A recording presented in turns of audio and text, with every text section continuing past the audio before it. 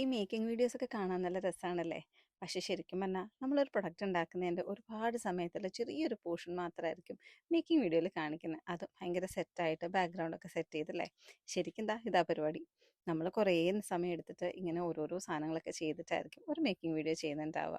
അപ്പോൾ ഇത് നമ്മൾ ഉണ്ടാക്കാൻ പോണത് സിൽക്ക് ത്രെഡ് വെച്ചിട്ടുള്ള ഒരു ബാങ്കിളാണ്. സിൽക്ക് ത്രെഡ് ബാങ്കിൾസ് നമുക്ക് കുറച്ചൊരു എന്താ പറയുക, ട്രഡീഷണൽ ടൈപ്പ് ഓഫ് ഒരു ബാങ്കിൾ ചെയ്ത് നോക്കാം. നമ്മളിതിന് മുന്നേയും ചെയ്തിട്ടുണ്ട്, പക്ഷേ ഇത് ഒരു ട്രഡീഷണൽ ടൈപ്പ് ഓഫ് ഒരു ബാങ്കിളാണ് ചെയ്യുന്നത്. അതിന് വേണ്ടിയിട്ട് ഞാൻ എടുത്തിട്ടുള്ള യെല്ലോ കളറിലെ ഒരു സിൽക്ക് ത്രെഡാണ്. അതിൻ്റെ ചെയ്യുന്ന പ്രോസസ്സ് കണ്ടല്ലോ, നമ്മൾ കുറച്ച് ത്രെഡ് നീളത്തിൽ ഇതേപോലെ കട്ട് ചെയ്തെടുത്തതിന് ശേഷം പ്ലാസ്റ്റിക് ബാങ്കിൾസ് ആണ് യൂസ് ചെയ്യുക. പ്ലാസ്റ്റിക് ബാങ്കിൾസ് നമുക്ക് പല വിധത്തിൽ അവൈലബിൾ ആണ്. തീരെ ചെറുതുണ്ട്.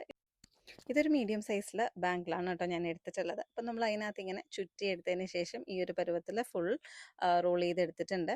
ഇനി അതിനകത്തേക്ക് നമ്മൾ ഫെവിക്രിലിൻ്റെ ഫാബ്രിക് ഗ്ലൂ യൂസ് ചെയ്തിട്ടാണ് ഇതേപോലെയുള്ള കാശിൻ്റെ ലോക്കറ്റ്സ് നമ്മൾ അതിൻ്റെ എൻഡൊക്കെ കട്ട് ചെയ്തിട്ട് ഫുള്ള് ചുറ്റിയെടുത്ത് ഫൈനൽ ഇയർ ലുക്കിലേക്ക് എത്തിച്ചിട്ടുണ്ട്. ഇനി ഇതിനകത്ത് നമുക്ക് ചെയ്യേണ്ടത് കുന്തൻ സ്റ്റോൺസ് ആണ്.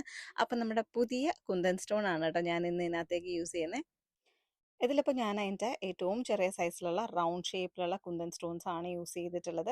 നമുക്കിത് കൂടാണ്ട് വേറെ 2 ഷേപ്സിലൂടെ വന്നിട്ടുണ്ട് കേട്ടോ. ഒന്ന് ഐ ഷേപ്പിലാണ്, ഒന്ന് ഹാർട്ട് ഷേപ്പിലാണ്. അപ്പോൾ ഇതൊക്കെ യൂസ് ചെയ്തിട്ട് നമ്മൾ അതിനകത്ത് ഫുള്ള് സ്റ്റോൺസ് ഒട്ടിച്ചെടുത്തിട്ട് ഇനി ഫൈനൽ ലുക്ക് ഒന്ന് കണ്ടാലോ? ഇതാണ് ഫൈനൽ ലുക്ക്. അപ്പോൾ ട്രൈ ചെയ്ത് നോക്കാൻ താല്പര്യമുള്ളവർക്ക് മെറ്റീരിയൽസ് ഒക്കെ അവൈലബിൾ ആണ്. വേഗം വാട്സാപ്പ് ചെയ്തോളൂ. താങ്ക്